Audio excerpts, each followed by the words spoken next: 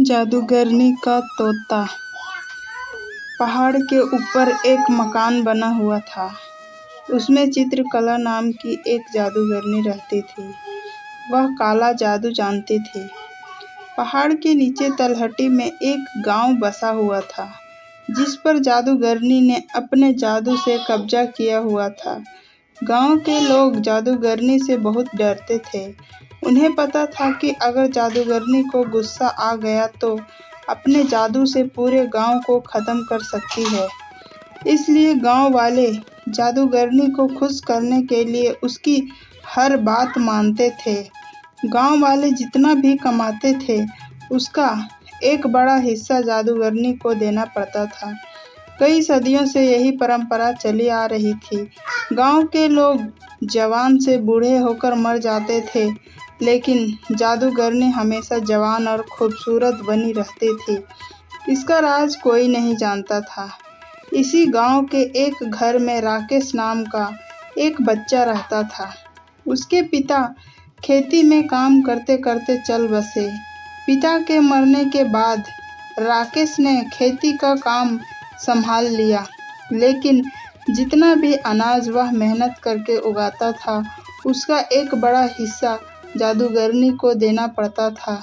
एक दिन राकेश ने अपनी माँ से कहा, माँ, ऐसे तो हम कभी चैन से रह नहीं पाएंगे। इस जादूगरनी के कारण मेरे पिता की मृत्यु हो गई अब, और मैं भी इसकी गुलामी कर रहा हूँ। राकेश की माँ ने कहा, बेटा, तुझसे पहले भी कई लोगों ने जादूगरनी का विरोध किया, लेकिन उसने अपने जादू से सबको मार डाला। हम कुछ नहीं कर सकते हैं। राकेश ने माँ की बात को बीच में काट कर पूछा, लेकिन माँ, कोई तो रास्ता होगा इस सब से बाहर निकलने का। राकेश की माँ बोली, बेटा, मेरी बात मान, जैसा चल रहा है चलने दे। राकेश उस समय तो चुप हो जाता है, लेकिन उसके मन में जादूगरनी से गांव वालों को छुटकारा दिलाने की बात घर कर गई। राकेश अगले दिन से अपने खेत पर काम करने जाने लगा, लेकिन उसका मन काम से ज़्यादा जादूगरनी में लगा हुआ था। दोपहर को राकेश एक पेड़ के नीचे खाना खाने बैठा। वहीं उसके बराबर के खेत के दीनानंद चाचा भी खाना खा रहे थे। दीनानंद चाचा से राकेश ने अपने मन की बात कही।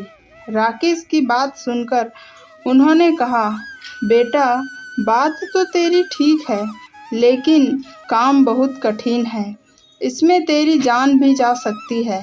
राकेश बोला, चाचा, अगर गांव वालों को बचाने में मेरी जान भी चली जाए तो मुझे खुशी होगी।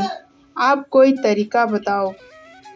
तब दीनानंद चाचा ने कहा, आज से कई साल पहले गांव में एक किसान ने जादूगरनी को मारने की कोशिश की थी, लेकिन जादूगरनी को पता लग गया।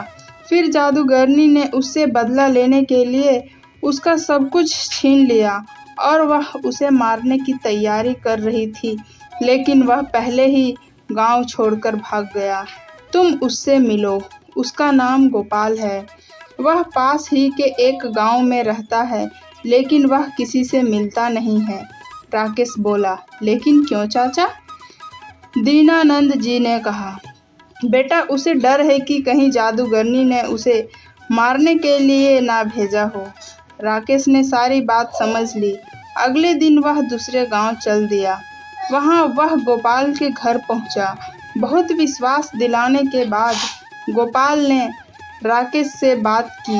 गोपाल ने कहा, मैंने एक बार रात को जादूगरनी के महल में जाकर उसका गला दबाया, जिससे वह सोते सोते मर जाए, लेकिन वह मरी नहीं, क्योंकि उसने अपने प्राण एक तोते में रख रखे हैं। राकेश को बहुत आश्चर्य हुआ। उसने पूछा, लेकिन ऐसा क्यों चाचा? गोपाल ने आगे बताना शुरू किया। बात यह है कि जादूगरनी हमेशा जवान और खूबसूरत बने रहना चाहती है, लेकिन उसका जादू अपने ऊपर नहीं चलता। इसलिए उसने उस तोते को पाल रखा है, उसे जादू से जवान बना रखा है। उसके अंदर जादूगरनी के प्राण हैं, इसलिए वह भी जवान बनी रहती है। अगर कोई उस तोते को मार दे तो सब ठीक हो जाएगा। राकेश गोपाल से विदा लेकर अपने गांव वापस आ जाता है। रात होते ही वह चुपचाप जादूगरनी के महल में पहुंच जाता है। वहां देखता है कि जादूगरनी सो रही है और उसके पास ही मेज पर एक पिंजरा था जिसमें वह तोता था। राकेश तोते को हरी मिर्च खाने को देता है। तोता बहुत खुश हो जाता है। फिर राकेश उससे कहता है, तुम कब इस पिंजरे से में रहोगे? तुम चाहो तो मैं तुम्हें आज़ाद कर सकता हूँ। तोता बोला, मुझे कोई भी इस कैद से बाहर नहीं निकाल सकता। राकेश बोला, कोई तो रास्ता होगा।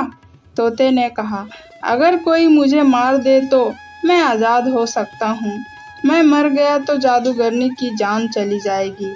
उसकी जान जाते ही मैं दोबारा जिंदा हो जाऊंगा, क्योंकि मेरे अंदर 2 जान है। राकेश ने पूछा, लेकिन तुम्हें कैसे मारा जाए जिससे तुम्हें तकलीफ ना हो? तोते ने कहा, तुम किसी तरह इस कमरे में धुआं भर दो, दम घुटने से मैं मर जाऊंगा। राकेश सारी बात सुनकर वापस आ जाता है। अगली रात वह जाकर देखता है जादूगरनी सो रही है। वह अपने साथ कुछ लकड़ियां लाता है, उन्हें जलाकर खिड़की के अंदर फेंक देता है, फिर खिड़की बंद कर देता है। धुएं से जादूगरनी उठ जाती है। वह पिंजरे को लेकर बाहर की ओर भागती है, लेकिन राकेश बाहर से दरवाज़ा बंद कर देता है। कुछ ही देर में तोता मर जाता है। उसके मरते ही जादूगरनी के हाथ से पिंजरा छूट जाता है और वह मर जाती है। यह सब राकेश बाहर से देख रहा था।